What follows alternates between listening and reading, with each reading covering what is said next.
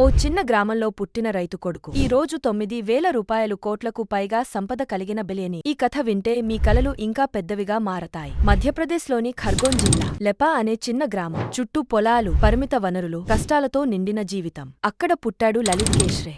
డబ్బు లేదు, సౌకర్యాలు లేవు, కానీ కలలు మాత్రం ఆకాశాన్ని తాకాయి. గ్రామంలో ఉన్న ఏకైక ఇంగ్లీష్ మీడియం స్కూల్. అదే అతని జీవితాన్ని మార్చిన గేమ్ చేంజర్.